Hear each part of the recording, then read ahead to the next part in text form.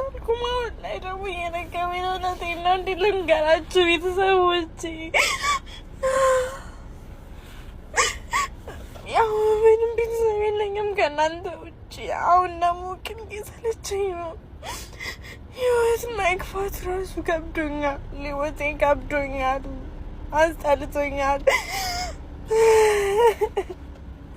እቺ ነኝ እኔ ዋንትያ እውነተኛ ቦሲሱ ማል ሴትን ጀረ ኬኛ namni keenya ko yooti mataa ol qabattee jaallatan bar yooti nama taateen jaallatan bar seexana caala bar namni sijjammar seexanni akkanatti dhuftu nama keessaan dubbatti nama keessaan teessee haasofti malee seexanni qaama qabdulleeti afuuradha inna wantiyyaan amma maaliif nama taatee nama guddaa taatee dhamti maal jedhu seetan ijoolleen wayii la TikTok irratti argeechuudha wantiyyaa kana arrabsachuudha diqaala garuu jecha kana baay'ee tokko nama dabbara amma inni biyyeessus makkas yeroo jedhamus yeroo namaan jedhamus akkatti nama cabsu bakka mataa keessa gara miillaatti gadi si fiiga wanti ta'e jechuudha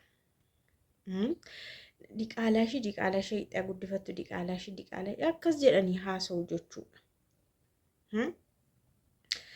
ani maalirratti akka ta'e in ka'een beeku maalirratti isaa ka'u garuu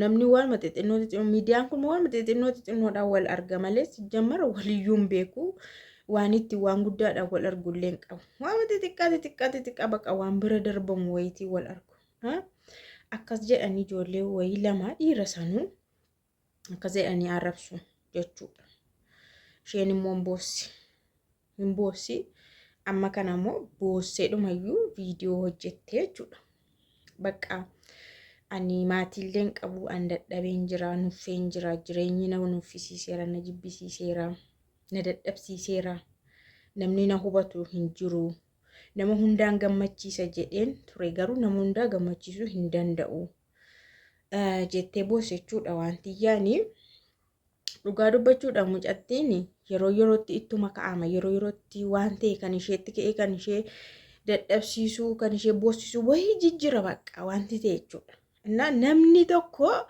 yoo kufee achumatti kufee akka hafu barbaada namni keenya kuftee hafuu qabda yookaan kuftee du'uu qabda nama keenya baratti malee kuftee ka'uullee hin qabdu kufteellee nama ta'uullee hin qabdu yoo kufteen duutaa kuftee achumaan hafta kaatee nama taatee akka namaa waan hundumaa guuttattee waan tokko qabatte sitti bareennaan inni raanfattee isa keessa ishii maal godhu yaadataa hafu keessa darbameen irraanfatamu inni raanfattee akkas turte maal goonarii akkas turte eeyyeno akkas turte moo isuma keen tureetti bu'aa haftire isuma keessan tureetti daaraa mataatti naqataa hafti moo akkam sila nama hundumatu rakkina keessa darba namuma hundatu mudannaa keessa darba namuma hundumatu waan ta'e keessa darbee dhufee nama ta'a wayi maayini namni keenya akkasuma kan namatti ta'u jedhan nama tokko lama miti bara si eeganii waan tokko bakka akkas miliqee xiqqoo tokko irratti si eeganii ingadda ko nutu gargaare ingadda ko akkas Itoophiyaa hunda gargaare baga gargaare kan maal taariyyuu gargaare maal namatu nama gargaarame ka bineensummaa ofii haa gargaaruu nama caakkaa keessaas bahee namumatu gargaara keessaa haa baatu miti kan gargaaramti keessaa baatee isheenuu nama taatee nama akkamii taatee nama cimtuu taatee nama akkatti of dhaabu taatee waa barbaaddeyyuu haa hojjettu miidiyaan isheedhaa biizinasiidha abbaa feeti faana diraamaallee hojjettu piraankiillee hojjettu biizinasii ishiiti biizinasii mataa ishiiti jechuudha wantiyyaan immoo amma sadarbirraa nama baratedha nama caccabee bullaa'ee ganaarra deebi'amee hojjetamedha wantiyyaa jechuun daakamtee irra deebi'amtee nama hojjetamtedha kanaaf amma isheen nama guddaadha silaa wantiyyaan tu ijoollee xinnoo taateeyyuu yoo na waan meeqayyuu taatetti meeqayyuu deessiyyuu silaa amma yoonaayyuu akka ijoollummaa ishiitti garuu isheen gobazii cimtuudha dhugaa isiniin jedha durayyuu nama ishee gargaaru dhabdee maatii ishee seef godhu dhabnaan durba jechuun meeshaadha qodaadha keessattuu waan akka gizaaza bircuqqoofaati dubartoonni dafanii cabu qash jennaan hin cabu. Kanaaf ammati meeshaa keessaa waan akka gizaaza kana birciqqoo waan akka akkasii kana suutamti kan keessu hin darbatta. Suuta kaa'ama. Iddoon isaayyuu addatti kakkaa'ama. Walkiyaan kaa'ama. Durba akkas durba maatiin seeraan hin qaban taanaan hin kunuunsan taanaan eegichi hin ta'uuf taanaan daftee cabdi. Hin gowwamti hin kufti waan xinnoodha. Wanti nama akkanatti karaa maatii ishii gadi bahee akkanatti kun irra ga'edha. Haa ta'u garuu isa keessaa immoo akka ajaa'ibaatti iyyuu baatee amma nama guddaa taate nama gargaartuu nama waan meeqa hojjettudha. Mucattiin kun mucaashiillee guddifattee yerootti namni guguddaan xinnoon ishii 18 ol ta'e iyyuu mucaa daheefa gatee badu tokko. Dahee gatee badu ofirraallee baasu mucaa ajjeesu jechuudha. Isheen garuu umurii ishii sanaan argitanitti humni akkatti mucaatti maxxantee mucaa ishiitti goggogdee akkatti baattee teessu argitaniittu. Innaa namni akkasii koo unkaan ofiisaatiin miti nama baay'eedhaaf ta'udha. Namni onni akka kanaa qabu laphee akkasii qabu nama baay'eedhaa ta'u nama biyyaa ta'udha. Cakkaanyi haramanii immoo mucaa ajjeesaa mucaa gatee bada. Dahee gatee bada dahee ishiin dibeetii fa'aa keessa buusa. Isheen warra kanaa keessaa adda taate umurii kana waa'ee mucaa waa'ee daa'imaayyuu ta'u hin beekin mucaa ishee qabattee akkatti gogdee teesse jechuudha. Kanaaf namni akkasii maa har'a keessaa bahee maa nama ta'ee maa bareeddee maa itti tolee maa bakka biraandii taate kana ol kollee koshkosheen ol kaatee afaan namatti xaragatti. Yeroo ammaa akkoo bakka warrumaa sii gadi tatta'antu afaan immoo sitti bana bara. Sii gadi jechuun sadarkaadhaan hamma kee gahuu warra dadhabee iddoo kee gahuu warra dadhabe kan si jala deddeemu moo yeroo baay'ee jechuudha warra akkasitti koshkoshee gurguddaan immoo maal sirraa fuudha inni ol darbe immoo maal sirraa fuudha si bira darbeera waan ta'eef gaddeebee waa'ee keenaasamu.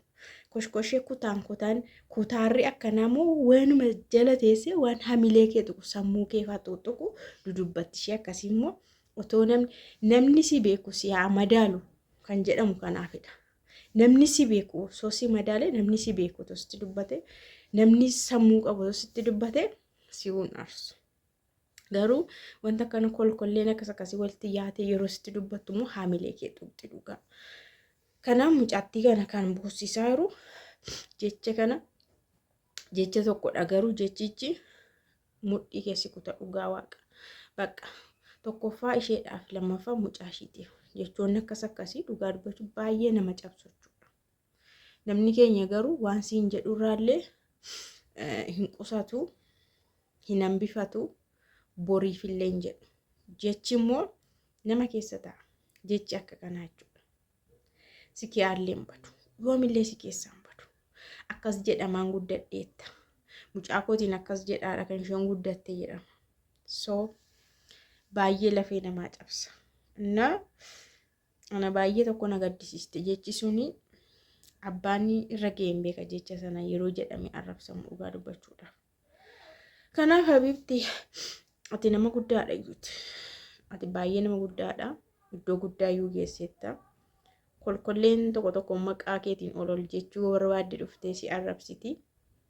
Yeroo baay'ee akkas nama guguddaa faamasii guguddaa irra ta'e xiqqoo ol siquuf jedhanii jaratti rarra'anii beekamtii wayii argachuuf jedhanii jara jala deemanii jara sana qeequ jara sana fa'aa arrabsu jechuudha.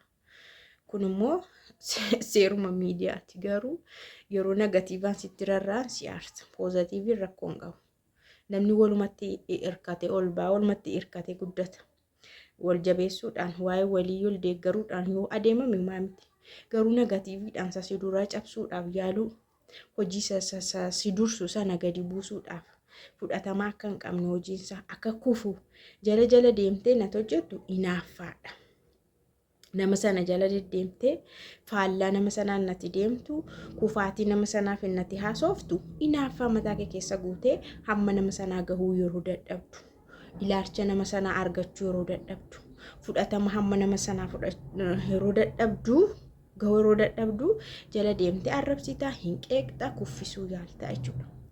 Kanaaf namoonni baay'een amma warri guddina beekanii fayyadama miidiyaa fa'aa beekanii namoota isaan dursuu hin deeggaru poozitiivii isaanii haasa'u bakka nama sanallee ol kaasa ofiillee jala deemanii ol ka'u seerri miidiyaas akkas ture.